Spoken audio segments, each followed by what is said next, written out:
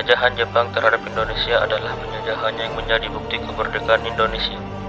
Tapi ini belum seberapa dibanding dengan penjajahan Belanda. Belanda pernah menjajah Indonesia sekitar 3,5 abad, sedangkan Jepang hanya sekitar 3,5 tahun. Tapi tahukah kamu, penjajahan Jepang dan Belanda ini banyak meninggalkan peninggalan di Indonesia, terutama di kota Kendari, Sulawesi Tenggara.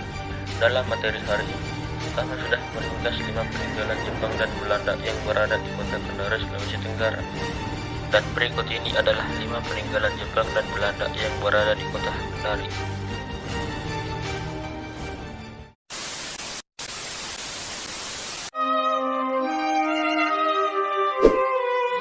Baterai mata. Belanda dan Jepang meninggalkan jejak penjajahan di tanah Sulawesi Tenggara. Sejak kolonialisme bisa ditelusuri dari peninggalan peralatan perang. Adalah situs Baterai di Kelurahan Mata, Kecamatan Kendari. Dahulu Baterai Mata dijadikan sebagai benteng pertahanan tentara fasisme Jepang. Kini Baterai Mata ditetapkan sebagai cagar budaya kota Kendari dan dipoles menjadi spot wisata. Kanon Honisud dengan laras sekitar 3,5 meter dan bunker mini di Kelurahan Mata dikenal Baterai Mata, menjadi saksi bisu kolonialisme merengsek di bumi Anoa. Bunker buatan pasukan Kaisar Jepang itu terdiri dari atas lahan sekitar 100 meter persegi, luas bunker sekitar 27 meter persegi.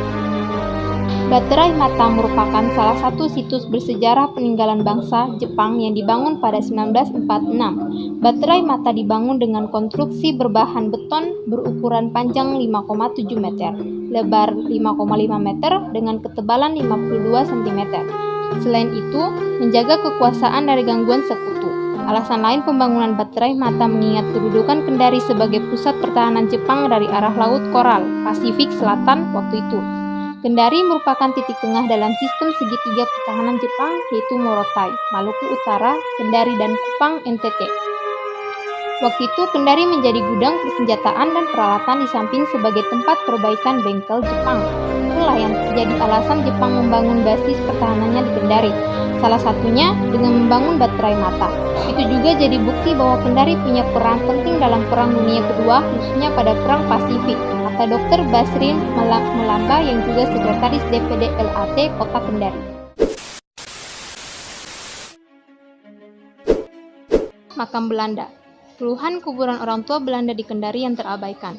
Puluhan kuburan orang Belanda ditemukan tak terurus dan terabaikan di sebuah bukit samping perumahan warga di Jalan Tekaka, Kelurahan Kandai, Kecamatan Kota Kendari.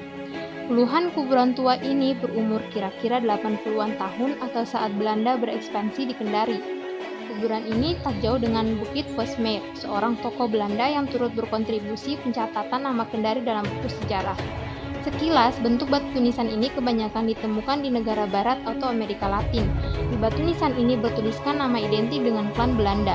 Tentu nama yang tidak lazim bagi warga Kendari. Sayang, sebagian makam sudah tidak utuh, ruang perkuburan sempit dikepung bangunan rumah warga. Sebagian telah dibongkar, ungkap salah seorang warga di sekitar. Penamaan Kendari tidak bisa lepas dari peran Belanda. Dulunya kota ini bernama Kandai yang berarti sampan. Namun orang Belanda tidak bisa mengucapkan Kandai dan lebih mudah mengatakan Kendari. Pada tanggal 9 Mei 1832, Kosme membangun istana Raja suku Tolaki bernama Tebau di sekitar pelabuhan Kendari. Pada zaman kolonial Belanda, Kendari adalah ibu kota Kuedanan dan ibu kota Onder Afdeling Laiwoi.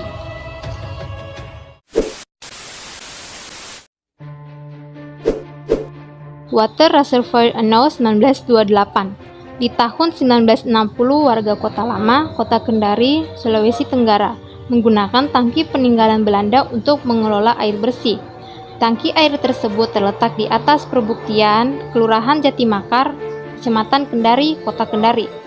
3 buah bangunan yang dahulu digunakan sebagai tempat pengolahan air bersih diperkirakan berusia sekitar 93 tahun.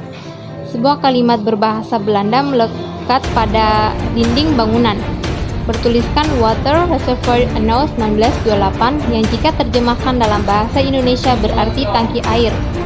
Sedangkan tulisan angka 1928 diyakini sebagai tahun saat bangunan mulai digunakan.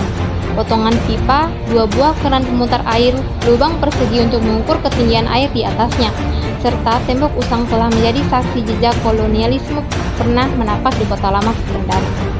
Ahmad, 53 tahun, warga sekitar bercerita, setelah kemerdekaan Indonesia 17 Agustus 1945, tepatnya pada era tahun 60-an, warga setempat masih memanfaatkan tempat pengolahan air itu untuk memenuhi kebutuhan air sehari-hari. Dulu itu dari situ mengalir sampai pelabuhan, bahkan sampai lorong RRI Lama Kelurahan Sodoha. Kami juga waktu kecil sering datang mandi karena airnya banyak meluap-luap, kenang Ahmad saat ditemui di bengkel yang hanya sepelemparan batu dari lokasi. Di era 1990-an, Ahmad mengurai bangunan pengolahan air itu sudah tidak digunakan lagi. Rumah-rumah warga mulai memadati sekitarnya. Sekarang sudah hampir hancur nih bangunannya, tidak terawat nih, saya juga tidak tahu kenapa jadi begitu, parau suara Ahmad menuturkan. Tak hanya rusak, salah satu bangunan tua itu pun dipenuhi sampah dan semak belukar. Ditambah lagi retakan kecil telah menjalar di sebagian sisi dindingnya. Water Reservoir Annals 1928 atau tempat pengolahan air yang dibangun oleh kolonial Belanda tak hanya menyisakan jejak sejarah Indonesia, namun menjadi saksi bisu tentang harapan rakyat untuk memperoleh air bersih di masa itu. Rumah Belanda atau Rumah Jabatan Gubernur Sulawesi Tenggara yang pertama tahun 1964. Rumah tersebut merupakan rumah bersejarah sebagai rumah jabatan gubernur pertama Sulawesi Tenggara, serta bangunannya merupakan peninggalan zaman penjajahan Belanda sebagai rumah yang disebut Pesanggarahan Belanda. Bangunan bekas rumah jabatan pertama gubernur Sulawesi Tenggara ternyata memiliki nilai sejarah, karena sebelum digunakan untuk rumah jabatan, ternyata bangunan ini adalah bekas peninggalan penjajah Belanda dan nama asli dari bangunan ini adalah Pesanggarahan Belanda. Saat ini, kondisi bangunan bekas rumah jabatan pertama Gubernur Sulawesi Tenggara tampak rusak berat, meskipun arsitektur bangunan masih bertahan, hanya atap yang runtuh. Dan ternyata, pada bagian depan bangunan bekas rumah jabatan pertama Gubernur Sulawesi Tenggara masih menggunakan atap kayu sirap, dan atap ini sudah ada sejak bangunan ini masih menjadi penjarahan Belanda. Kayu sirap adalah kayu langka yang saat ini keberadaannya sudah sangat sulit ditemukan.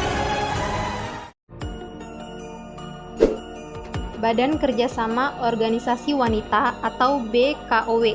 Berbicara mengenai sejarah Kota Kendari, tak terlepaskan dari Kota Lama yang berada di Kelurahan Kandai, Kecamatan Kendari.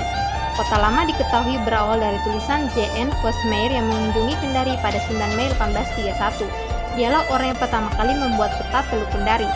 Dahulu, pusat kota terletak di tempat itu.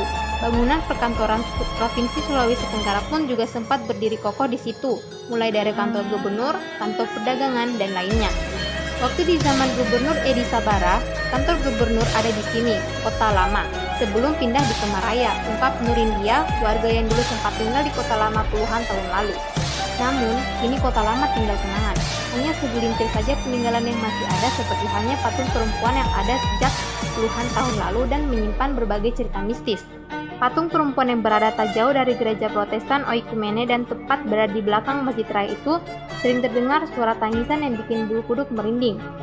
Kalau sudah di atas jam 10 malam, sering terdengar suara tangisan perempuan dari area patung, kata Muli, warga yang sering melintas di tempat itu.